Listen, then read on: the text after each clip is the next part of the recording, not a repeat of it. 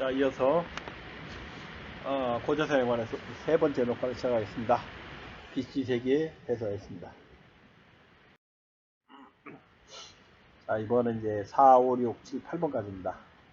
삼국지 동의전에는 뭐라고 나오는가, 한서 지리기는 뭐라고 나오는가, 이렇게. 그리고 이제 우리 여러 학자분들 참고해서 요약 한번 해보겠습니다. 자, 삼국지 동의전의 고조선 분립 보겠습니다. 유리학. 옛 기자 후예인 조선호는 주나라가 쇠약해지자 연나라가 스스로 높여 왕이라 칭하고 동쪽으로 침략하려는 것을 보고 조선호도 역시 스스로 왕후를 칭하고 군사를 일으켜 연나라를 역적하여 주 왕실을 받들려 하였는데 그 대부 예가 가남으로 준비하였다. 그리하여 예를 서쪽에 파견하여 연나라를 서쪽에 하니 연나라 전쟁이 멈추고 조선을 지키지 않았다. BC 4세기 이전 상황입니다. BC 4세기에 연과 조선이 서로 대립하고 이 당시 막상막하였다는 거예요. 그런데 그 뒤에 자손이 점점 교만하고 포악해지자 연은 장군 징계를 발견하여 조선은 서쪽 지방을 침략. 자, 조선은 북쪽입니까? 서쪽입니까? 서쪽입니다. 방향을 잡으셔야 된다. 2000년의 땅을 빼앗아 만번 칸에 이르는 지역을 경계로 삼았다. 마침내 조선의 세력은 약화죠. 이게 사사기 말인데 이때 고조선의 수도가 그 당시는 왕검성이 아니죠. 어떤 수도가 아마 동쪽으로 이동했을 것이다 생각합니다. 그러면 2000년 땅을 빼어서 그걸 전부 연나라가 통치했을까요? 그건 아니죠. 저때 2000년 땅을 진격했다는 얘기입니다.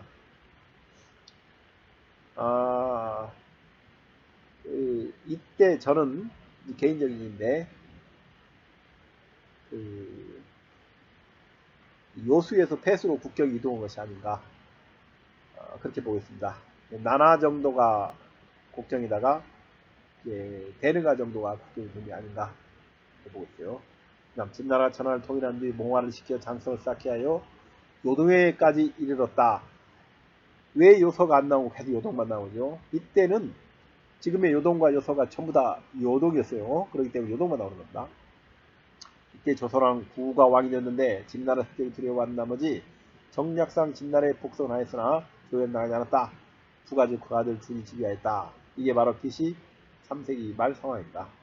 요동만 요소는 안 나온다.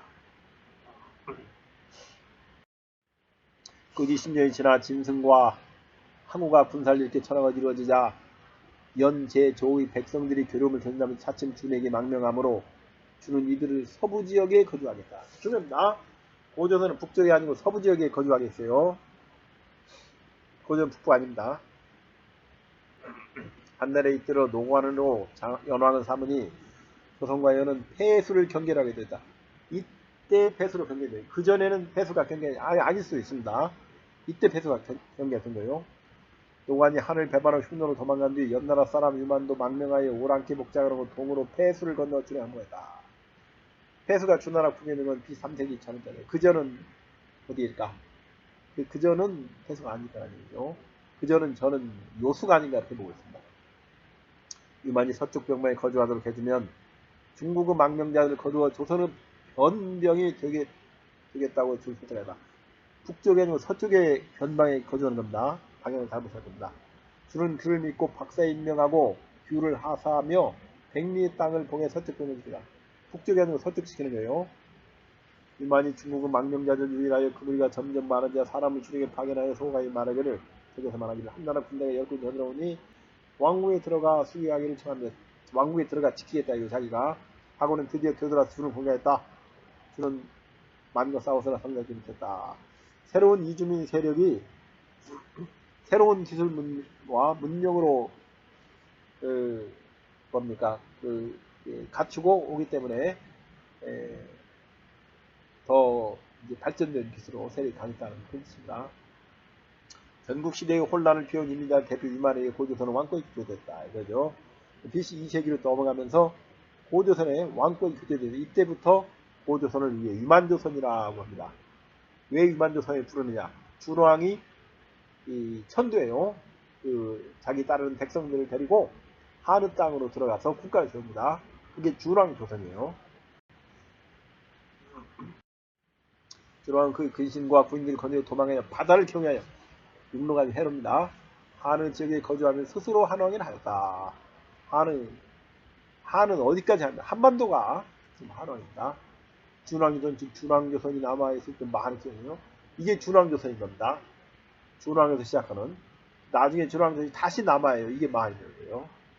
네, 준왕조선이 한이죠. 그 말씀 한. 유략. 준의 아들과 친척으로 조선왕의 사람도 그대로 한씨라는 성을 사칭한다. 준은 해외에서 왕이 되었으나 바다 건넙니다. 유만의 조선과는 서로 왕래하지 않았다. 사이가 안 좋았겠죠. 근데 당시 유만조선과 준왕조선 사이가 안 좋다는 겁니다. 준왕조선이 전환과 교역하는 걸 유만조선이 통제하고 있었어요. 그 다음에 유만조선에 밀려났기 때문에 사이가 안 좋았기 때문에 맞아요. 나중에 유만조선이 하는 공격을 받을 때 준왕조선이 안 도와준다. 그 뒤 준의 후손은 대가 끊겼으니 지금 하인 중에는 아직 그 제사를 받는 사람이 있었다. 준의 후손 대가 끊겼다는 뭡니까? 많이 멸망했다는 얘기입니다. 많이. 삼국지가 작성될 때 3세기에 후한선도 마찬가지예요. 후한선 3세기 초 전반이고 요 후반인데 삼국지는 이미 준의 시작에는 마한이 멸망했다는 얘기예요. 이게 무슨입니까? 삼국사기에 나와 있는 서기 9년 목지국에 의한 마한 멸망기록과 일치해요. 목지국이 비류가 세운 비류백제가 미치국이 목지국입니다. 마를 멸망시켰어요. 이때는 비류와 원주 형제가 같이 힘을 합해서 마를 멸망시켰어요. 그러니까 1세기 마한 멸망은 삼국사기에만 나오는 거 아닙니다. 후한서 삼국지에 못 나와요. 자, 그러면 고조선 시도인 단군제사는 누가 붙였을까? 고조선은 유만이 쳐들어와서 왕이 된 다음에 단군의 제사를 모셨을까요? 아니면 준왕이 천도하면서 단군의 제사를 가져갔을까요? 이건 준왕이 가져갔다고 봐야 됩니다. 준왕이. 유만은 사실 단군하고는 별 관계가 없다고 볼 수 있어요. 그러니까 연나라를 비롯한 북중국 이주민의 리더이기 때문에 거기에 오랫동안 있던 그 고조선의 단군을 제사를 보낼 필요는 없죠. 준왕이 가져갔다고 보는 게 합당하다고 봅니다. 그래서 BC 2세기 초 준왕의 천도지가 어디냐? 이 준왕전 도지가 대동강 평양이랍니다. 삼국사기에 이유가 나와요. 삼국사의 고구려북이 동천한 21년 봄 2월 왕이 환도성은 병난을 다시 사용할 수 없다 해 평양성을 쌓고 백성들과 정사에 옮겼다. 평양은 본래 서진 왕궁의 땅이었다. 이게입니다.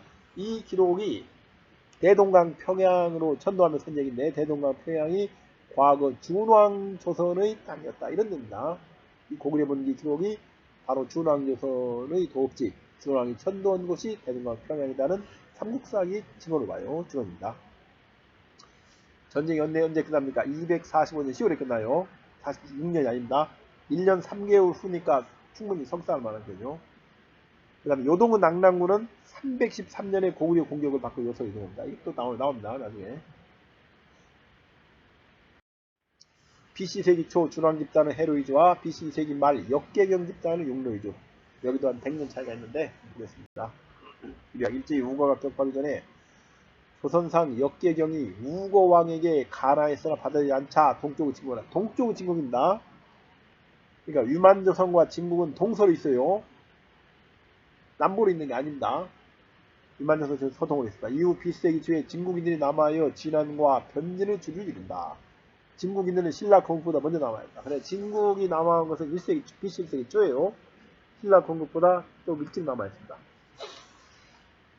그때 백성으로서 그를 따라가 그곳에 산 사람이 2,000원 되었는데 그들도 역시 조선의 총하는 범국과 서로 왕래하지 않았다.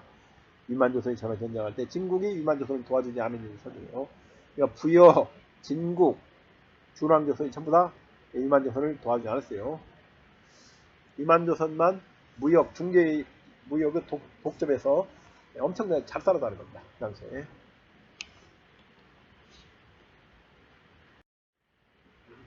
자, 한서 지리지 한번 보겠습니다. 뭐니뭐니 해도 낙랑군 보려면 한서 지리지를 봐야 됩니다.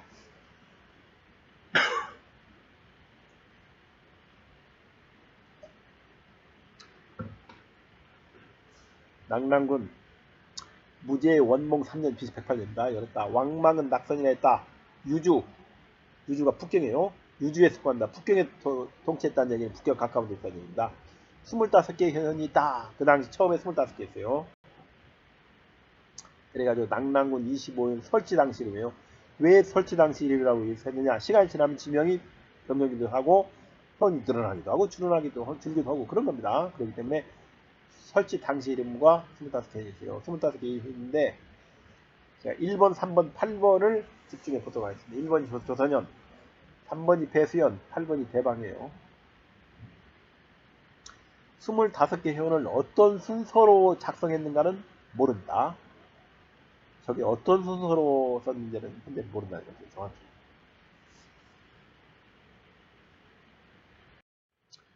자, 충청북도 특징 설명했는데 어떤 사람이 그래요? 2024년에 2025년에 대한민국은 경기도, 강원도, 충청북도, 충청남도, 경상북도, 경상남도, 전라북도, 전라남도, 제주도의 9개의 도가 있었는데 충청북도는 바다를 접하지 않았다. 아, 그러면은 충청북도가 바다를 접하지 않은 것을 볼 때 나머지 해서 전부 대륙 9개 도가 모두 바다를 접하지 않는 내륙 지역이었다. 이렇게 해석하면 오리가 되는 거예요. 그러면 그건 충청북도 특징이 안 되는 겁니다. 특징이라는 건 충청북도만 다르기 때문에 특징인 거예요. 지금 무슨 얘기냐? 충청북도 특징이 바다를 접하지 않았다는 얘기는 나머지 8개 도는 바다를 접했다는 뜻인 겁니다.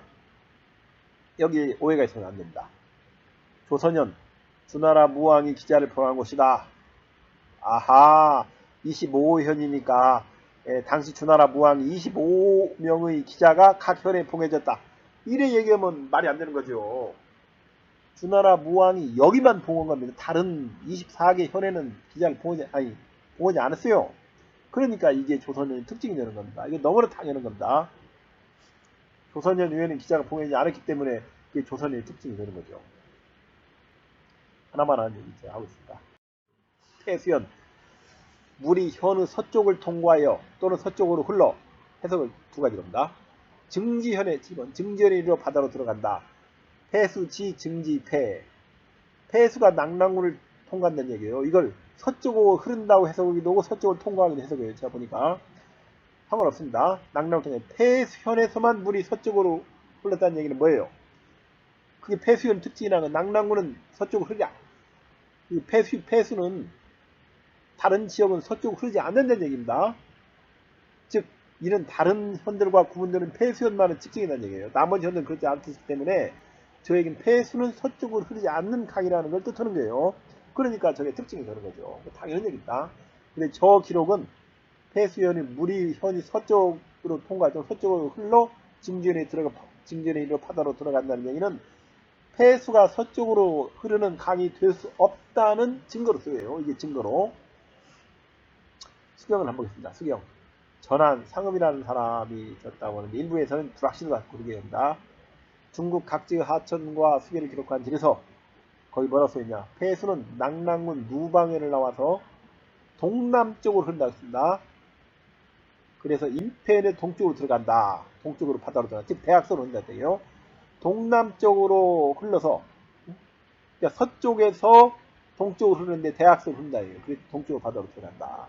그렇습니다. 야, 임페현이 25현에 이름이 없는데 그건 아마 그때뿐만 후대 좀 시간이 지난다면서 이름 바뀔 수 있으니까 아니면은 어떤 현의 이름이 두 가지일 수도 있어요. 임페현으로 부르기도 하고 또 다른 걸로 부르기도 하고 그래서 이건 굉장히 중요한 기록입니다. 폐수는 낙랑군 누방일로와 동남쪽으로 즉 위에 있는 이 한서 지리지 기록이나 수경의 기록이나 같아요.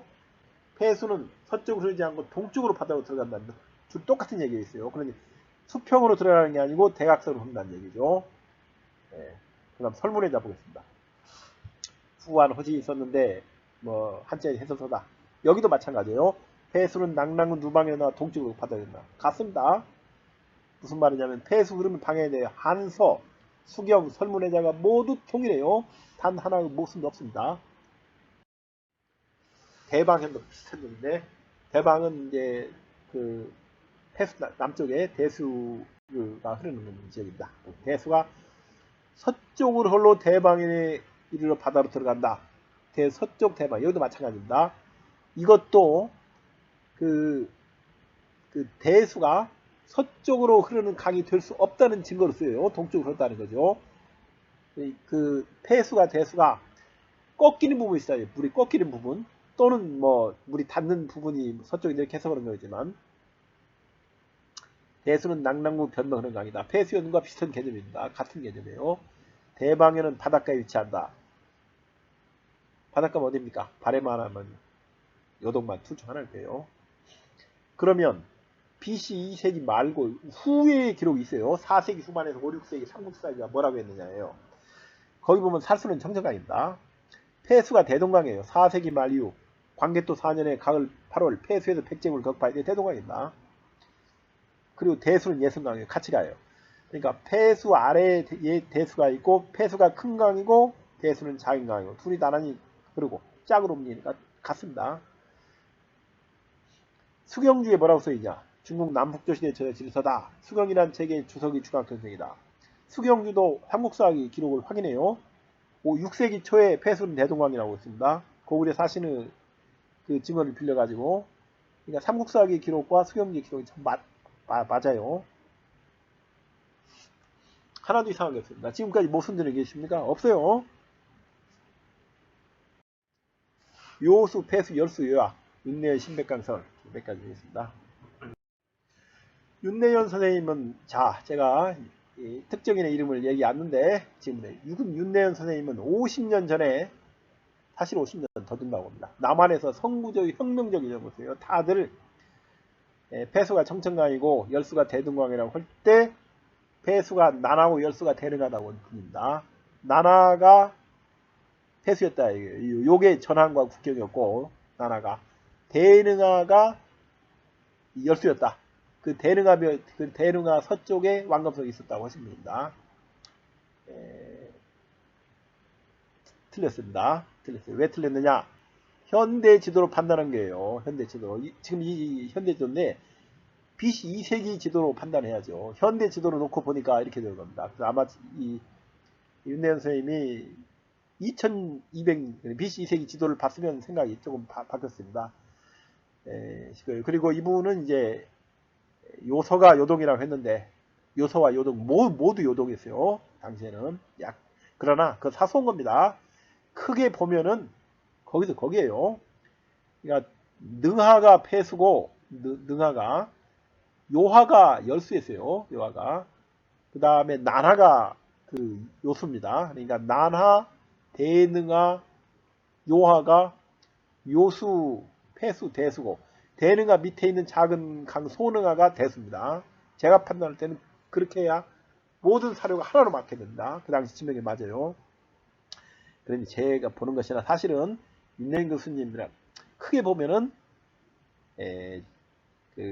지금 만주 지역에서 유만조선을 찾기 때문에 크게 보면 같아요. 크게 보면 같지만 세부적으로 들어가면 강 하나가 옆으로 치우쳐 있다는 거죠. 강 하나가 아니네. 한 칸씩 밀려 있다는 거. 정도가 다릅니다. 그 윤내연설에서 요수와 대수에 관해서는 특별한 언급이 없는 걸로 알고 있어요. 제가 확실히 모르겠습니다.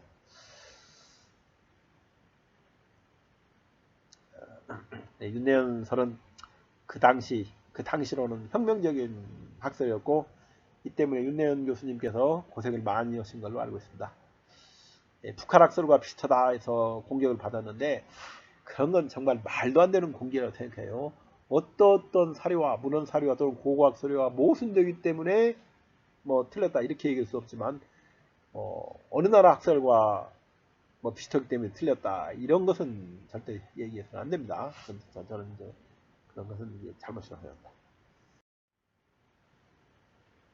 신백강 선생님은 뭐라고 했느냐? 이 서효화가 당시에 이름이 요낙수였다고 합니다. 요낙수 제가 한자로 써놨어요. 그 다음에 대능하는 백랑수라고 했어요.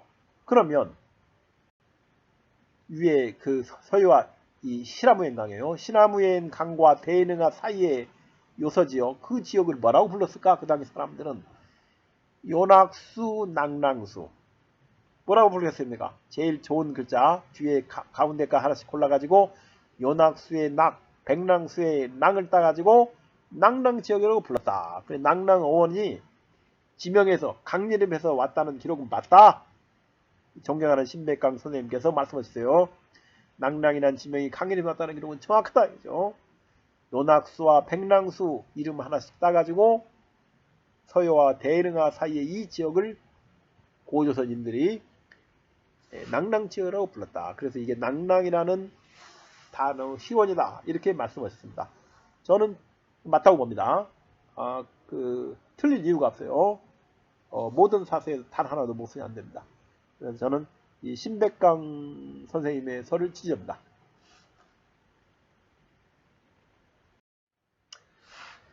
BC 세계 사국 지도를 제가 그려봤어요. 유만조선이 여기 있었습니다. 진국이 여기 있었고 준왕조선이 대동강변에 있었어요. 부여가 북쪽에 있어요. 부여나 진국이나 준왕조선이나 전한 한나라로 가려면 어디를 통과해야 됩니까? 유만조선을 통과해야죠. 그렇기 때문에 유만조선이 중개무역을 하면서 이득을 톡차지한 거예요. 부자가 된 거죠. 유만조선이. 그래가지고 결국 그게 경제전쟁으로 이어졌고 그 전쟁이 일어나는 동안에 부여, 진국, 준왕조선은 유만조선을 돕지 않았다. 어쩔 수 없다는 거죠. 그 당시에. 자, 유만조선의 유만조선의 지표 유무는 비파용 동검입니다. 비파용 동검의 중심이 요 서지역이에요. 지금의 바로 낭랑지역,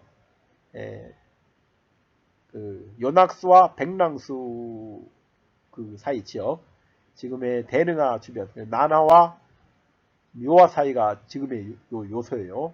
그러니까 낭랑군은 나나와 요화 사이의 그 대릉하 주변으로 설치됐어요. 대릉하 주변에 여기 낭랑군이 있고 좌우에 15개 현이 있으라고 하는 겁니다. 그러니까 북경, 즉 유주에서 통치하는 거죠. 그 당연한 겁니다.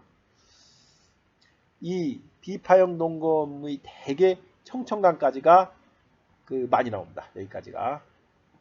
왜 비파라고 합니까? 볼록 거는 게 악기 비파 비슷한 비파형이라고 그러죠. 세영동검. 세영동검은 이게 많은 전신인 준왕조선의 유물이에요. 되게 청천강 정도가 그 경계입니다. 청천강 정도가. 청천강이나 한반도 전역에서 이 준왕조선 지표 세영동검. 세영동검이 약간 후기인데 그럴 수밖에 없죠. 유만조선이 먼저고 여기에서 이제 위에 와서 새로 국가를 세운 나라니까 이렇다 이겁니다. 모순이 없다는 얘기입니다. 백제의 지표유물도 지나가면 돌아가는 게 보겠습니다. 백제의 지표유물은 삼적교예요. 삼적교가 뭐냐면 다리가 3개인 이런 그릇인데 주로 제사용기였어요. 요서와 한반도 서남부에 주토된다. 재미있는 것은 요동과 한반도 서북부는 안 나와요. 삼적기가 요서에서 한반도 서남부로 오는 겁니다. 그러니까 요동과 서북부가 없는 이유는 뭐예요? 백제가 요서에서 한반도 남부로 백가제해한 겁니다. 그래서 백제가 백가제해서 백제라고 했다는 기록이 정확하다는 거예요. 이 삼적기는 그 기록이 정확하다는 걸 보여주는 겁니다.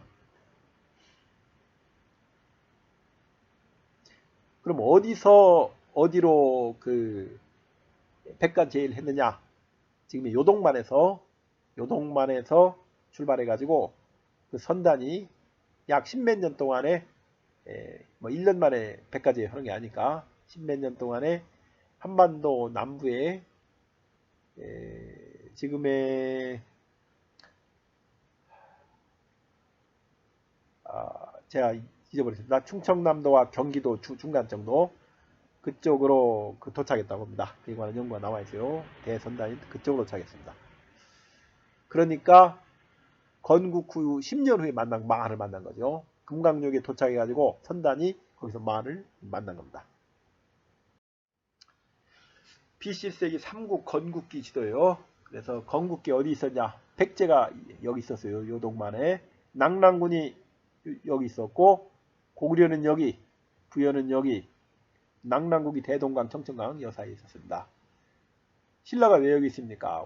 원래 신라는 몽골 청원에서 그 동호가 남아한 거예요. 동호가 흉노에 밀려가지고 흉노에 패우니까 남아한 겁니다. 그래서 낭랑국의 동쪽을 거쳐가지고 한강 상류에 건국됩니다. 신라 초기에 사왕이죠. 박격거세, 남해, 유리까지는 전부 다 한강역 기록만 나옵니다. 제가 이전에 놓고 한 거 보십시오. 신라가 지금 여기 있었고 마한이 여기 있었고 진국이 남아합니다. 요동의 진국이 이제 남아해가지고 마한이 남아한 것은 준왕조선이 남하한 거예요. 서쪽으로 남하하고 진국이 동쪽으로 남하해가지고 많이 서쪽에 진안과 변환이 동쪽에 유치역을 하게 된다.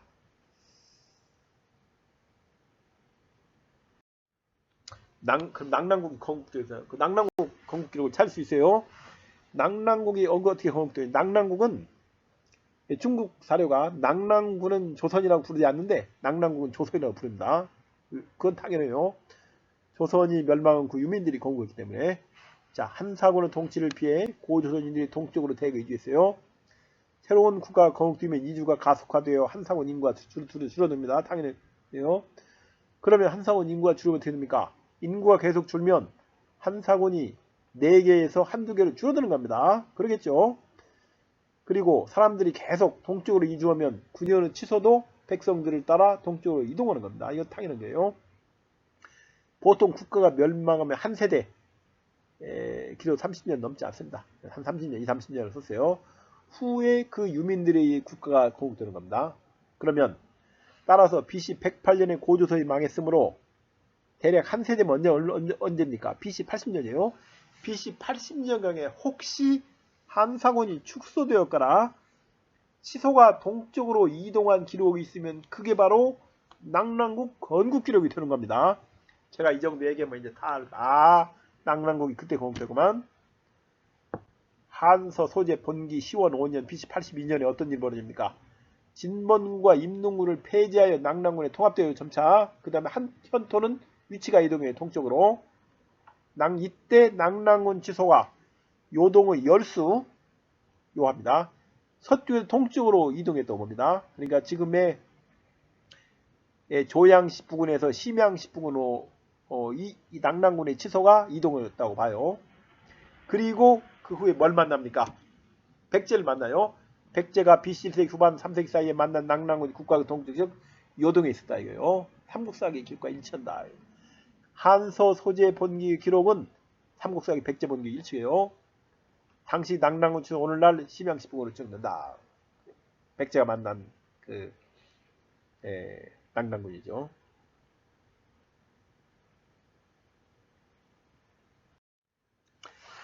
낙랑조선사를 한번 정리해봤습니다.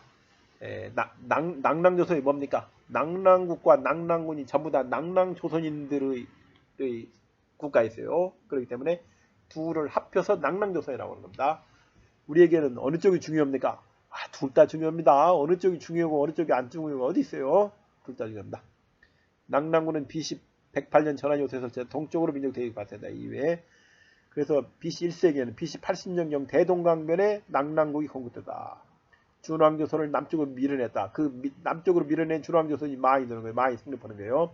그래서 마의 성립이 바로 그 낙랑국 그 건국 직후라고 봅니다. 한 BC 80년 후에 마이 성립한 거죠. 낙랑국은 조선 후에 조선을 불리기도 함. BC 60년경 신라를 만나 분쟁이 발생한다. 그렇습니다. 신라를 한강 유역을 밀어내요. 신라가 낙랑국의 동쪽을 통과하는데 이때 아마 많은 전투가 있었어요. 신라가 건국 전이지만. 그런데 이때 만약에 신라가 승리했으면 지금의 평양에 신라가 건국됐을지도 모르는데 낙랑국에 밀려가지고 한강 상류 지역으로 내려옵니다. 그래서 박격세가 지금의 동서울에 신라를 서라벌을 건국하게 돼요. 지금 서울이라는 이름이 어디서 옵니까? 박격거세의 서라벌 건국이 지금 서울이라는 이름을 가져온 겁니다. 그 다음에 낙랑군은 어떻게 돼요? 낙랑군은 BC 82년 민족이동으로 진번군, 폐이동, 임동군은 낙랑군에 통합됩니다. BC 80년경 치소가 지금의 요하를 건너 요동으로 이동했다고 보고 요동이 요소와 요동으로 분리되기 시작해요. 점차. BC 15년 백제를 만나 분쟁이 발생하면서 백제가 백가제를 해서 한반도로 들어가고 BC 1년 백제를 한반도로 완전히 밀어내는 거예요. 아산만이요. 다 아산만. 이미 연구가 되어 있어요. 그러니까 요동만에서 아산만으로 백가제해가 이루어지는 겁니다. 백가제해의 기간은 어떻게 하냐면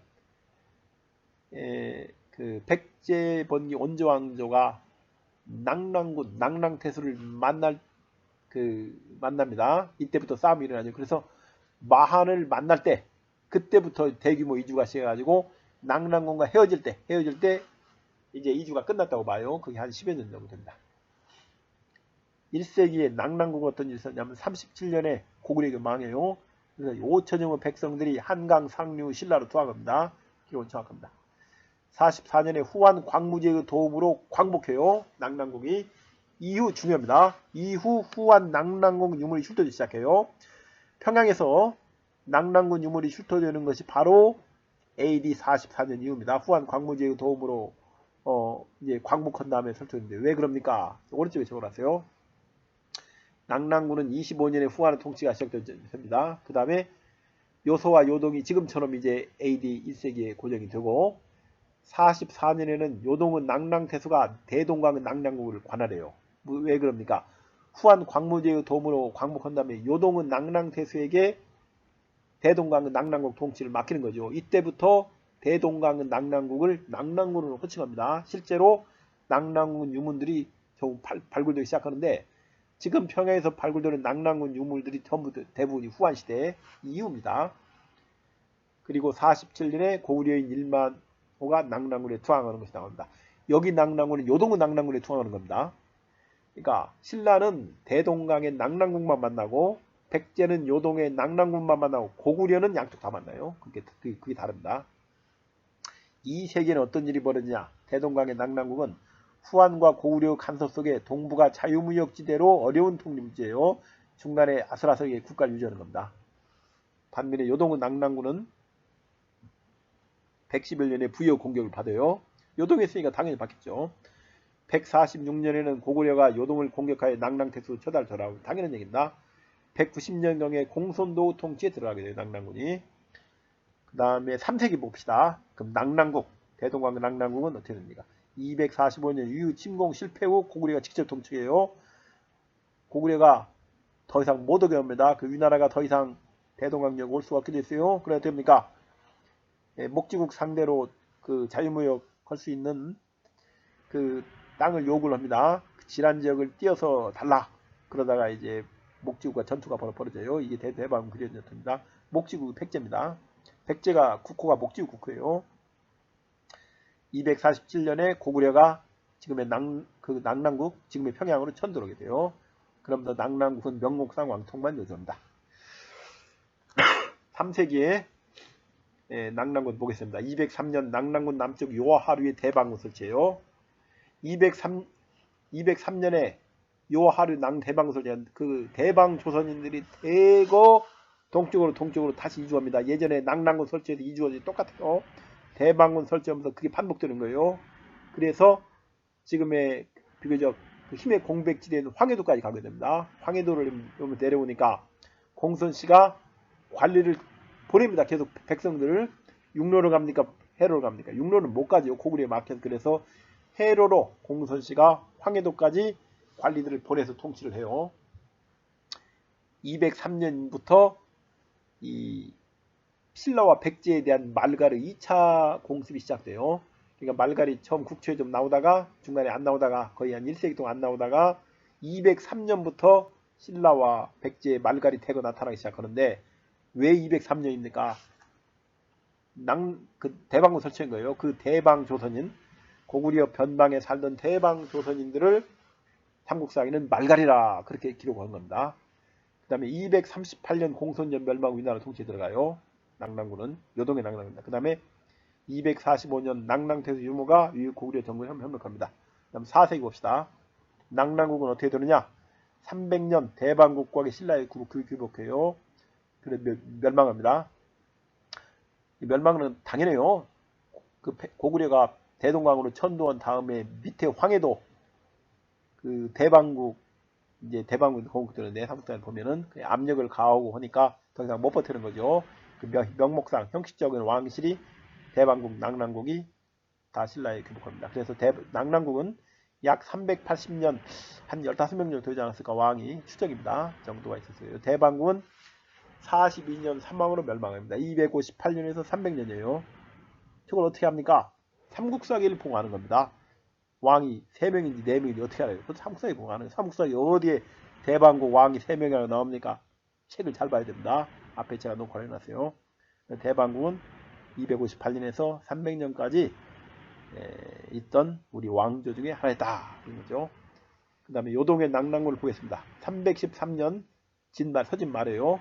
고구려 공격을 받고 요소를 이전하게 됩니다. 그리고 누가 통치합니까? 그 당시 신흥 세력인 전현이 통치해요. 344년 전현은 고구려 정부를 실패하고 전현이 고구려 정부를 실패하고 약해져요. 그러니까 어떻습니까? 목지국과 요소의 낙랑군 통치를 두고 경쟁을 하게 됩니다. 둘이. 그래서 370년에 전현이 멸망 후에 전쟁이 멸망하죠. 목지국 진왕 여구가 낙랑군을 통치하는 거예요. 그게 뭡니까? 그 진동장군 여구를 목지국 진왕 여구를 진동장군에 임명하고 낙랑태수 직을 줬다. 그게 그 기록입니다. 자, 삼국사기 초기 기록이 세계 문명사다. 이 얘기를 잠깐 하고 가겠습니다.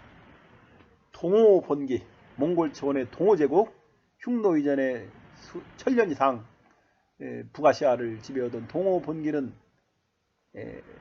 남아 있어요. 동호족이 스스로 쓴 글 남아 있어. 뭡니까? 삼국사기 신라 본기의 박씨 초기예요. 이게 동호 동호 제국 후예들이 남깁니다. 그래서 여기를 보면은 동호가 어떤 나라였는가 알 수 있어요. 그 다음에 부여 본기는 없습니까? 부여인들이 직접 남긴 거 없지만 그 후예들이 남긴 게 있어요.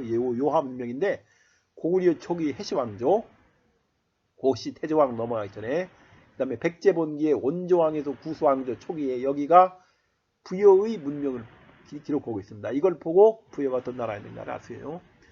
그 다음에 양자강, 장강 문명은 신라본기 석시 초기 기록, 버류사금, 구대 버류사금 석시 초기 기록이 장강 문명인들의 흔적을 남겼어요. 자기들이 직접 남긴 거니까. 이것만 있는 게 아닙니다. 훈제국 본기. 삼국사기 무슨 훈제국 본기예요. 훈제국은 스스로의 역사서를 남기지 못한 것 같지만 로마인들이 쓰고 훈제국이 직접 국가를 건국해서 본기를 남겼어요. 어디에 남겼습니까? 삼국사기 신라본기 말입관 시기 초기가 훈제국 본기예요. 훈제국 본기는 이집트 문명과 메소포타미아 문명에 기반한 로마 문명과 페르시아 문명에서 나옵니다. 이 문명인들이에요. 그러니까 로마 문명과 페르시아 문명을 가지고 들어오는 거예요. 이게 바로 4세기 중반에 들어온 말입관 그 그룹입니다. 신라본기 말입관 시기 초기예요. 이들이 쟁패전의 최종 승리를 하게 됩니다. 나중에 경주 황남동 고봉을 할 때 할 겁니다. 삼국사기는 어떻게 로마 문명과 페르시아 문명이 한반도에 들어와서 신라의 지배층이 되는가 아주 상세히 기록하고 있어요. 목지국 본기도 있습니다. 목지국 본기는 부여본기인데 어디를 봐야 되냐면 백제본기 원조왕조 구수왕조 보고, 그 다음에 일본서기 5세기 7대왕조. 왜 5세기 7대왕조 봅니까? 일본서기 5세기 7대왕이 그 목지국의 외국 천도 시절 기록이기 때문에 거기 봐야 됩니다. 그럼 고조선 본기는 없습니까? 고조선이 국가인지 아닌지 모르고 곧 있어요. 요하 문명인데 고조선 본기를 보려면 그들의 후예인 낙랑조선이나 대방조선인 자체의 기록이 필요해요. 불행히도 낙랑조선인 기록인 낙랑국 본기는 없지만 다행히 대방조선인들의 본기가 남아있습니다. 이로부터 우리는 고조선이 어떤 나라인가를 알 수 있는 겁니다.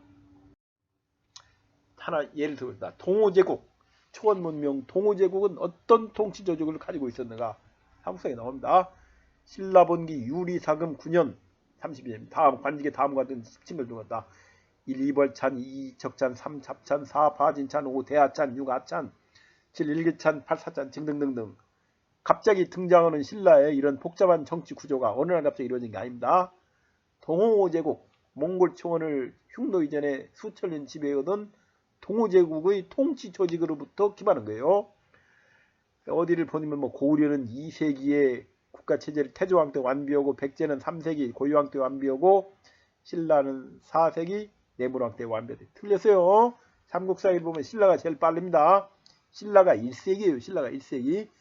신라가 제일 먼저고 그 다음이 고구려 2세기고 그 다음이 백제 3세기입니다.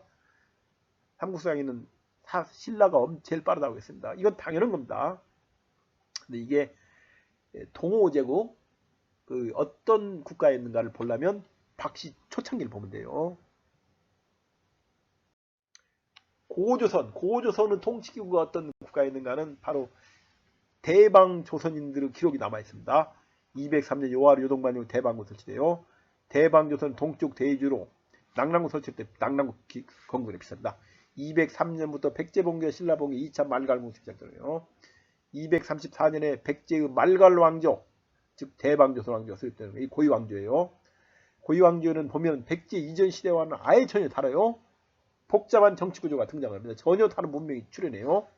그럼 이 시기에 맞춰가지고 한강 유역에 요하르요 고분군인 초기 고구려식 척석 수준이에요. 그래서 고고학과 삼국 사이가 정확히 일치하는 겁니다. 왜 요하르의 고구려식 척석총이 갑자기 3세기 중반에 한강 유역에 나타나느냐? 바로 이겁니다. 대방군 설치 기록이에요. 그 고구려식 적석총이 한반도에서는 오로지 한강 유역에만 있습니다. 북한에 없어요. 남한은 한강 유역에만 있습니다. 이 고위왕조 수립이에요. 그래서 백제봉기 고위왕조가 고조선 단군의 흔적을 가장 많이 기록하고 있습니다. 이 대방조선인들이 국가를 통치할 때 이전의 가지고 자기들이 했던 고조선의 경험이 반응되어 나타날 수밖에 없는 겁니다. 그래서 이 삼국사기 그 백제본 고위왕조에서 단군, 고조선의 단군의 흔적이라 할 만한 걸 제가 몇 개 모아봤어요. 그 고조선이 어떤 국가에 있는가. 고위왕 5년 봄정월 악기를 사용하여 천지신명의 제사를 지냈다. 고조선이 당시 악기를 사용해서 천지신명의 제사를 지낸다. 봄정월 큰 제단을 설치하여 천지와 산천에 제사. 고조선의 왕 단군은 봄정월에 큰 제단을 설치하고 천지와 이 산천에 제사를 지냈다. 그 새로운 국가를 건국할 때 하늘의 감사를 표현합니다. 그러면 5년에는 왜 악기를 사용하여 천지신명의 제사를 지냈을까요? 5년에는 238년이 사바랑이 죽어요. 이때까지만 해도 사바랑이 살아있었습니다. 5년 동안 사바랑을 놓아뒀다가 이때 한성백제 왕으로 책봉을 받아요. 목지국 주윤왕으로부터 통치권이 확보되자 사바랑을 제거하고 자기가 즉위를 합니다. 삼국유사에 그에 관한 얘기가 있어요. 그게 바로 이겁니다. 악기를 사용하여 천지신명의 제사를 지냈다. 그 다음에 15년 봄과 여름에 가뭄이 들었다. 겨울 백성들이 굶주림으로 창고를 풀어 구제하고 또한 1년간의 조선을 맺냐. 아하, 고조선도 이랬을 것이다. 고조선도 가뭄이 들면은 창고를 풀어 구제하고 1년 동안은 조선을 면제했을 것이다. 우리가 알 수 있습니다. 27년 봄 정월 내신좌평을 두어 왕명의 출백을 일깨하고 내두좌평을 두어 물자와 청교관을 임박해 내법좌평을 두어 예법과 의식을 쭉 나오는데 더 이상 제가 얘기하겠습니다. 육좌평을 기반으로 하는 오좌평인가요? 아무튼 좌평제를 기반으로 하는 복잡한 그 영토 국가 통치 조직을 만듭니다. 이때 이 복잡한 통치 조직이 어느 날 갑자기 나오는 거예요. 어디서 가져왔을 겁니다. 이건 고조선의 통치 제도에 기반한 거예요. 똑같지는 않겠죠. 시간이 몇백 년 전이니까. 이 백제 고유왕은 좌평제는 이후 고려와 조선을 이어가지고 지금의 대한민국까지 기본 원칙이 이어집니다. 그만큼 선진적인 제도였어요. 그러니까 지금의 우리나라 대한민국의 정치 제도는 중국이나 뭐 영국, 미국식 정치 제도 아니고 고조선, 요 고유왕의 좌평제, 즉 고조선 문명의 고조선 통치 조직의 뿌리를 받고 있다는 겁니다. 고조선 통치 제도로부터 오늘날 대한민국의 통치 제도가 이어진다는 거예요. 이게 당시는 굉장히 선진적입니다. 중국이나 서양의 로마보다 더 잘 만들어진 통치 제도예요. 그 당시에. 그리고 이렇게 통치 조직을 만든 이유가 하나가 이렇게 해야 고유왕의 백제가 한강 유역 전체를 통치할 수 있는 겁니다. 2월 어디 갔어요? 28년 고유왕 28년 260일 봄 정월 초하루 날 왕이 차죽빛으로 된 큰 소매 달린 도포와 푸른 비단 바지를 입고 금꽃으로 장식한 오랑관을 쓰고 흰 가죽띠를 두르고 검은 가죽신을 싣고 남당에 앉아 정사를 처리했다. 이 전통이 어디서 왔겠느냐 이것은 과거 고조선의 왕이라는 단군이 이와 같이 하지 않았을까 하는 겁니다. 261년에 고조선을 통치한 단군의 모습이 고이왕을 통해서 여기 투영됐다고 보는 거예요. 그 다음에 29년 260년 봄 정월 관리로서 뇌물을 받거나 도둑질한 자는 그 3배에 해당해. 이게 고조선 팔주법군과 비슷한데 이것도 고조선으로부터 왔을 거예요. 고조선으로부터. 그래서 백제본기 고이왕조가 고조선 본기의 흔적을 볼 수 있는 기록이라는 거죠. 고조선이 어떤 국가였으며 어떤 통치력을 가지고 있었는가를 삼국사기 백제본기 고이왕조를 보고 즉 대방조선인들의 기록으로부터 우리가 유추할 수 있다는 거죠. 이 다음에 녹화를 할 때는 이제 260년 이게 260년 신라의 첨예이상을 죽습니다. 그 다음에 262년에 신라 미추이상을 죽이는 이거 할 건데 262년은 한국 사람이라면 절대로 잊어버려서는 안 되는 연도입니다. 그만큼 중요한 연도입니다. 제가 나중에 미추이사금 죽이할 때 김해 대성동 고문군 262년이라는 연도는 절대 잊어서는 안 되는 중요한 연도다. 그 얘기를 하고 있습니다. 260년 좌평제 만포 261년 그때 고이왕이 신라의 봄 3월입니다. 봄 3월이야 반드시 화친사실을 보내도 됩니까? 거절해요 신라가. 그리고 첨예이상금 죽고 그 다음에 262년에 미추이상금이 죽여집니다. 이게 하나의 사건인데 다음에 할 겁니다. 특히 262년이 중요합니다. 자 이제 끝내겠습니다. 사료 충돌이 없어요. 지금까지 단 하나의 사료 충돌이라도 있으면 여러분이 댓글로 올려주십시오. BC 2세의 요수는 난하, 폐수는 대능하, 열수는 용화, 대수는 소능하였다. BC 3세기 이전은 그럼 그거 모릅니다. 몰라요. 세 번째, 한사곤의 최초 설치 장소는 대능하 중심으로 서쪽으로는 난하, 동쪽으로는 요하 사이의 지금의 요서지역이었다. 이거죠. 그래서 유주에 관리하에 있었다. 이거죠. 가까운 데 있으니까. 붙어 있으니까 그럴 수밖에 없습니다. 4번. 전하는 고조선을 자신들이 통치하지 않으므로 요서와 요동을 구분하지 않고 모두 요동으로 불렀다. 자기 땅이 아닌데 뭘라 거기를 나눠가지고 분리할 필요가 있습니까? 다 요동으로. 국경 동쪽이니까 요동으로 부르죠. 요동을 요서와 통치하는 곳과 요동 통치 못하는 곳 나누기 시작한 것은 후한 이후 요서를 통치하기 시작한 연서였다. 그죠? 후한 이후였다는 거죠. 만일 청천광과 대동광 사이가 전한이 침공한 유만조선이 되려면 즉 청천광이 폐수고 대동광이 열수가 되려면 어떻게 되느냐. 사료원문을 모두 하나도 안 빼고 전부 다 동쪽을 남쪽으로 서쪽을 북쪽으로 쳐야 된다. 전체 사료를 다. 따라서 가능성이 전혀 없다. 마지막으로 왕검성의 위치를 한번 추적해 보겠습니다. 왕검성은 BC 2세기에 유만조선의 수도였던 왕검성은 어디에 있을까? 이거는 이 조양시와 심양시 가운데 있는 부신 부근으로 추정됩니다. 제 추정이에요. 모릅니다. 정확히는 땅을 파봐야 하는데 저보고 왕검성이 어디에 있었느냐 물어보면 이 부분에 있지 않았을까? 그렇게 생각합니다. 자, 이것으로 마치겠습니다. 감사합니다.